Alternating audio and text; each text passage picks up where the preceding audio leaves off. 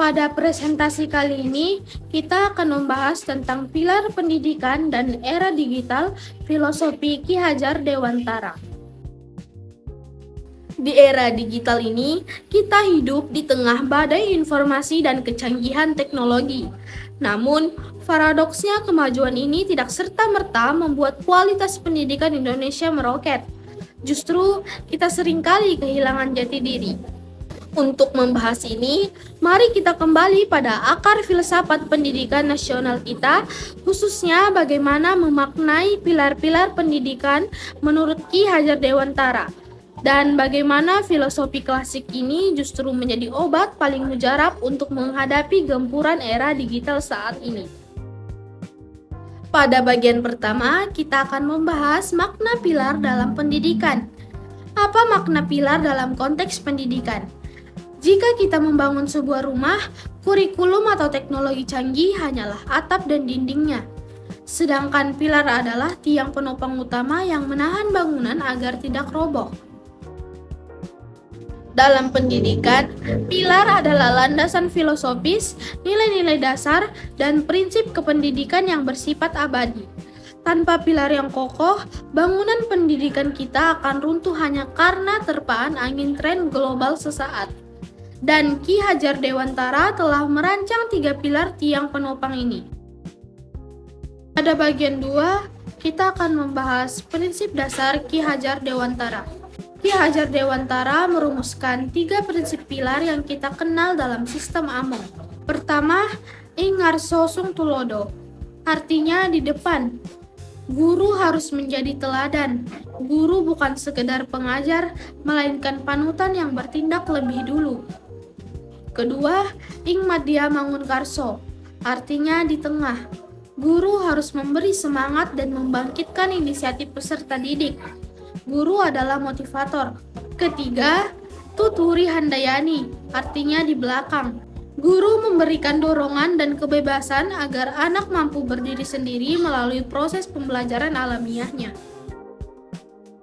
Pada bagian 3, kita akan membahas relevansi dan tantangan di era digital. Inilah letak kejeniusan filosofi ini. Bagaimana 3 pilar ini berperan di era digital. Pertama, tantangan terbesar era digital adalah hoaks dan etika. Ketika siswa bisa mengakses segala informasi di Google, peran guru sebagai tuludo semakin krusial. Guru tidak lagi sekedar menyalin materi di papan tulis, tetapi harus menjadi teladan dalam literasi digital. Bagaimana cara guru memfilter informasi, itulah yang sekarang ditiru oleh siswa. Kedua, pada masa online learning, interaksi fisik hilang, banyak siswa merasa terasing. Disinilah pilar Mangun Karso ditantang.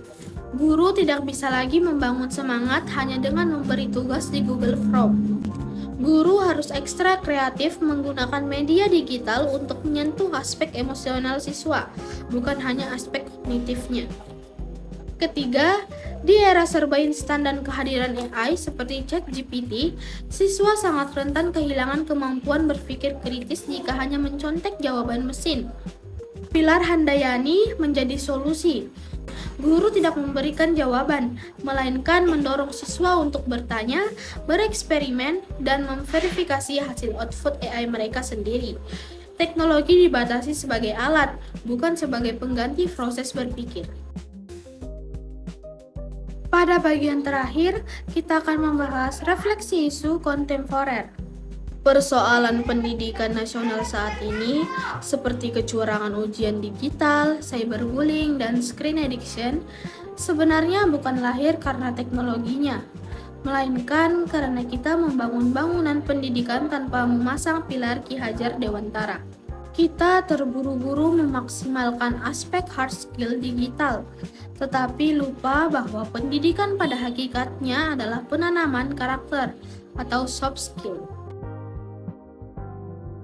Ketiga pilar ini mengingatkan kita bahwa tidak peduli seberapa canggih teknologinya, elemen sentral pendidikan tetaplah kemanusiaan. Guru yang berempati di depan layar atau tuludo, yang kreatif memotivasi di tengah jarak atau mangun karso, dan yang bijak memberi ruang otonomi pada siswa di era AI atau handayani. Jadi, teknologi digital bukanlah ancaman bagi pendidikan, selama ia bertumpu pada filosofi yang kokoh. Mungkin cukup sekian yang dapat saya sampaikan. Terima kasih. Wassalamualaikum warahmatullahi wabarakatuh.